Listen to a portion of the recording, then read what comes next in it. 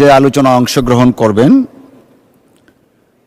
আসন নম্বর 322, মহিলা আসন নম্বর 22, মুসাম্মদ শাম্মী আক্তার।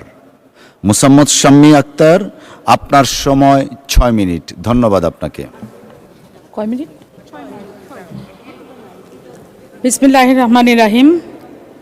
মাননীয় স্পিকার, আপনাকে অসংখ্য ধন্যবাদ। সর্বপ্রথম মহান আল্লাহ সুবহানাহু ওয়া তাআলার দরবারে শুকরিয়া আদায় করছি, যিনি আমাদেরকে এই প্রিয় মাতৃভূমি বাংলাদেশকে ভালোবাসার, সেবা করার এবং জনগণের পক্ষে কথা বলার সুযোগ দান করেছেন। আমি খুনি হাসিনা পালিয়ে যাওয়ার পরে জনগণের প্রত্যক্ষ ভোটে একটি ভাইব্রেন্ট পার্লামেন্টের সদস্য হতে পেরেছি, আলহামদুলিল্লাহ। আমাকে দ্বিতীয়বারের মতো মনোনয়ন দেওয়ার জন্য দলের চেয়ারম্যান মাননীয় প্রধানমন্ত্রী জনাব তারেক রহমান, দলের মহাসচিব এবং স্থায়ী কমিটির সদস্যবৃন্দের প্রতি কৃতজ্ঞতা জানাচ্ছি। আমি গভীর শ্রদ্ধার সাথে স্মরণ করছি স্বাধীনতার মহান ঘোষক, দলের প্রতিষ্ঠাতা চেয়ারম্যান শহীদ রাষ্ট্রপতি জিয়াউর রহমান বীর উত্তমকে। পরম মমতায় গভীর শ্রদ্ধা জানাই প্রিয় নেত্রী, দেশনেত্রী, সদ্য প্রয়াত প্রধানমন্ত্রী বেগম খালেদা জিয়াকে। আমি গভীর শ্রদ্ধার সাথে স্মরণ করছি মহান মুক্তিযুদ্ধের সকল শহীদ ও বীর মুক্তিযোদ্ধাদেরকে। আমি কৃতজ্ঞতার সাথে স্মরণ করছি জুলাই গণঅভ্যুত্থানের সকল সাহসী ছাত্র জনতাকে, যাদের রক্ত, ত্যাগ, সাহস ও বাংলাদেশের গণতন্ত্র পুনরুদ্ধারের পথ সুগম করেছে। মাননীয় প্রধানমন্ত্রী জনাব তারেক রহমানের দিক নির্দেশনায় জনগণের জীবন, জীবিকা ও ভবিষ্যৎকে কেন্দ্র করে মাননীয় প্রধানমন্ত্রী জনাব তারেক রহমানের দিক নির্দেশনায় মাননীয় অর্থমন্ত্রী জনাব আমির খসরু মাহমুদ চৌধুরী 2026-27 অর্থ বছরের বাজেট প্রস্তাব করেছেন। প্রস্তাবিত বাজেটের মোট ব্যয় 9,38,000 কোটি টাকা, উন্নয়ন ব্যয় 3,16,075 কোটি টাকা, আর বাজেট ঘাটতি হচ্ছে 43,000 কোটি টাকা। অর্থাৎ এটি শুধু একটি হিসাব নয়, এটি অর্থনৈতিক পুনর্গঠন, কর্মসংস্থান বৃদ্ধি এবং জনকল্যাণের একটি কাঠামো। মাননীয় স্পিকার, বাজেটের যে শিক্ষা খাতে যে বরাদ্দ দেওয়া হয়েছে, আমি সেটি নিয়ে কথা বলতে চাই। মাননীয় স্পিকার, শিক্ষা খাতে এই বাজেট ভবিষ্যৎমুখী। বাজেটের বক্তৃতায় বলা হয়েছে শিক্ষাকে শুধু সনদ অর্জনের মাধ্যম হিসেবে দেখা হচ্ছে না, বরং মানব সম্পদ উন্নয়ন, সামাজিক ন্যায় বিচার এবং কর্মসংস্থান ও অর্থনীতির ভিত্তি হিসেবে দেখা হচ্ছে। কারিগরি বৃত্তিমূলক শিক্ষা, প্রযুক্তি নির্ভর শিক্ষা, দক্ষতা, নৈতিকতা, নেতৃত্ব এবং বাস্তবমুখী শিক্ষা, এসবের উপর বিশেষ গুরুত্ব দেওয়া হয়েছে। শিক্ষা খাতে বরাদ্দ ধারাবাহিকভাবে বৃদ্ধি করার লক্ষ্য রয়েছে। আমি মনে করি শিক্ষা ব্যয় নয়, এটি হচ্ছে সবচেয়ে লাভজনক বিনিয়োগ। মাননীয় স্পিকার, স্বাস্থ্য খাত হচ্ছে এই বাজেটের সবচেয়ে বড় মানবিক দিক। বাজেট বক্তৃতায় স্পষ্ট বলা হয়েছে অনেক মানুষ চিকিৎসার জন্য বিদেশে যেতে বাধ্য হচ্ছে, ফলে দেশের মুদ্রা বাইরে চলে যাচ্ছে, পরিবারগুলো নিঃস্ব হচ্ছে। এই বাস্তবতা বদলাতে প্রতিটি ইউনিয়নে একটি আধুনিক প্রাথমিক স্বাস্থ্য ইউনিট এবং শহরের প্রতিটি ওয়ার্ডে এক বা একাধিক প্রাথমিক স্বাস্থ্য ইউনিট স্থাপনের পরিকল্পনা নেওয়া হয়েছে। প্রতিটি ইউনিটের অধীনে 3টি community level health service centre থাকবে। এটি গ্রামীণ ও নগর উভয় এলাকার মানুষের কাছে প্রাথমিক চিকিৎসা পৌঁছে দেওয়ার একটি সাহসী উদ্যোগ। একই সঙ্গে ডায়ালাইসিস ফিল্টারের ওপর 15% ভ্যাট এবং 5% অগ্রিম আয়কর প্রত্যাহার করা হয়েছে, যাতে কিডনি রোগীর প্রতিটি সেশনে 800 টাকা পর্যন্ত খরচ কমে। এটি শুধু রেয়াত নয়, এটি জীবন রক্ষার পদক্ষেপ। মাননীয় স্পিকার, কর্মসংস্থান সৃষ্টির দিক থেকেও এই বাজেট আশাব্যঞ্জক। 60,000 কোটি টাকার স্টিমুলাস প্যাকেজ ঘোষণা করা হয়েছে, যার মধ্যে কৃষি ও গ্রামীণ অর্থনীতির জন্য 10,000 কোটি টাকা, সিএমএসএমই খাতের জন্য 5,000 কোটি টাকা, রপ্তানি বহুমুখীকরণের জন্য 3,000 কোটি টাকা এবং উত্তরবঙ্গকে কৃষি হাব হিসেবে গড়ে তোলার জন্য 3,000 কোটি টাকা রাখা হয়েছে। এর মাধ্যমে সরকারি হিসেব অনুযায়ী প্রত্যক্ষ ও পরোক্ষভাবে 25 লক্ষেরও অধিক নতুন কর্মসংস্থান সৃষ্টি হতে পারে। এটাই হলো বাস্তব অর্থনৈতিক রাজনীতি, উৎপাদন, কর্মসংস্থান এবং প্রবৃদ্ধি। নবায়নযোগ্য জ্বালানি। মাননীয় স্পিকার, নবায়নযোগ্য জ্বালানি ও কার্বন শিল্পনীতির ক্ষেত্রেও এই বাজেট সময়োপযোগী। Solar inverter, solar module, lithium battery energy storage system এবং ইলেকট্রিক যানবাহন উৎপাদনের ক্ষেত্রে কর শুল্ক সুবিধা দেওয়া হয়েছে। এর অর্থ আমরা শুধু আজকের জ্বালানির চাহিদা নয়, আগামী দিনের জ্বালানি নিরাপত্তা এবং পরিবেশ সুরক্ষা ও বৈদেশিক মুদ্রা সাশ্রয়ের কথাও ভাবছি।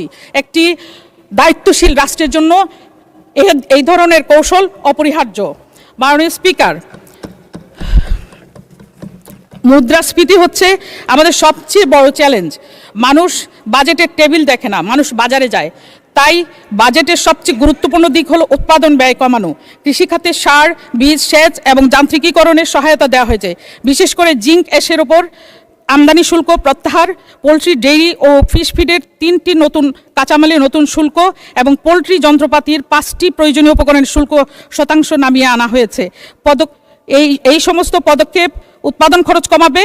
উৎপাদন খরচ কমলে সরবরাহ বাড়ে, বাজারে সরবরাহ বাড়লে চাপ কমে। এটাই হচ্ছে মূল্যস্ফীতি কমানোর বাস্তব পথ।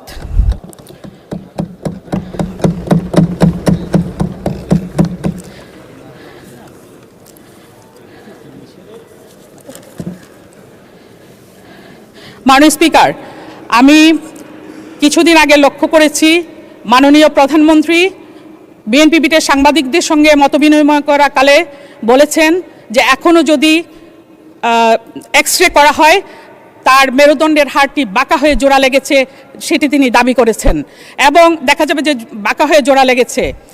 তিনি বলেছেন যে তিনি প্রতিশোধ নিতে চান না। মাননীয় সদস্য,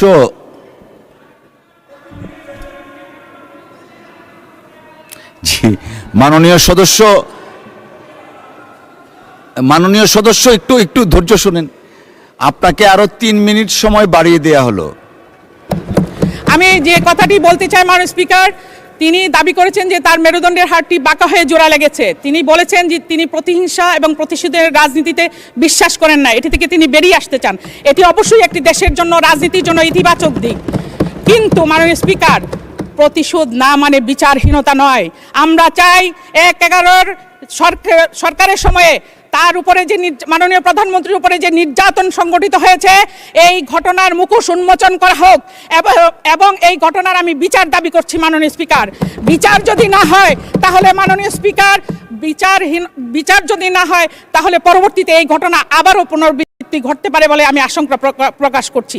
মাননীয় স্পিকার, আমাদের প্রধানমন্ত্রী, মানবিক প্রধানমন্ত্রী জনাব তারেক রহমান তার প্রথম রাষ্ট্রীয় সফরে মালয়েশিয়ায় এবং চায়নায় সফররত রয়েছেন।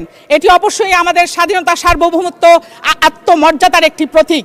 এই প্রথম এটি তার বিদেশ সফর।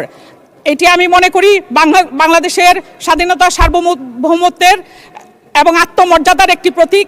আমরা জানতে পেরেছি সেখানে শ্রমবাজার উন্মুক্তকরণে ফলপ্রসূ আলোচনা হয়েছে।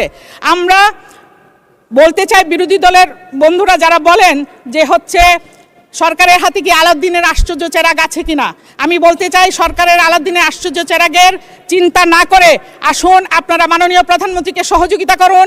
আসুন আমরা সকলে মিলে এই বাজেট বাস্তবায়ন করি। যেই বাজেট প্রস্তাব করা হয়েছে এই দেশের জনগণের জন্য, এই দেশের কল্যাণের জন্য, এই দেশের সমৃদ্ধির জন্য। আসুন সকলে মিলে সেই বাজেট আমরা বাস্তবায়ন করি। এটি আমি বলতে চাই। মাননীয় স্পিকার, আমি হবিগঞ্জ 4 নির্বাচনী এলাকার চুনারুঘাটের সন্তান। হবিগঞ্জ 4 নির্বাচনী এলাকার দুটি থানা নিয়ে এই আসনটি করা হয়েছে। দুটি থানার মধ্যে চুনারুঘাট এবং মাধবপুর থানা হবিগঞ্জ জেলার একমাত্র আসন যেটি কিনা সীমান্ত দ্বারা পরিবেষ্টিত, মানে পার্শ্ববর্তী সীমান্ত এলাকা দ্বারা এই আসনটি পরিবেষ্টিত। সেই কারণে দেখা যায় যে অবাধে মাদক আসতেছে পার্শ্ববর্তী দেশ থেকে। এই মাদকের বিরুদ্ধে আমি আমার প্রতিবাদ জানাই এবং মাননীয় স্বরাষ্ট্রমন্ত্রী দৃষ্টি আকর্ষণ করতে চাই যে পর্যাপ্ত অভিযান চালিয়ে এই মাদক যদি আমরা বন্ধ করতে না পারি তাহলে আমাদের যুব সমাজ ধ্বংস হবে, দেশ ধ্বংস হবে। মাননীয় স্পিকার, আমি আমার থানা চুনারুঘাটের রামগঙ্গা চা বাগানের বিষয়টি নিয়ে একটু কথা বলতে চাই। রামগঙ্গা চা বাগানের যে ধ্বংস বা ধস নেমেছে, পাহাড়ের যে ধস নেমেছে চা বাগানের, সে ধসের কারণে পুরাতন যে হাইওয়ে রোডটি, যেটা হচ্ছে আমাদের ঢাকা এবং চুনারুঘাট থেকে ঢাকার দিকে আসার যে রোডটি, সেটি ঝুঁকির মুখে পড়েছে এবং সেটি ভেঙে যাবে। এই রাস্তাটি যাতে। অসংখ্য ধন্যবাদ মাননীয় সদস্য। আলোচনা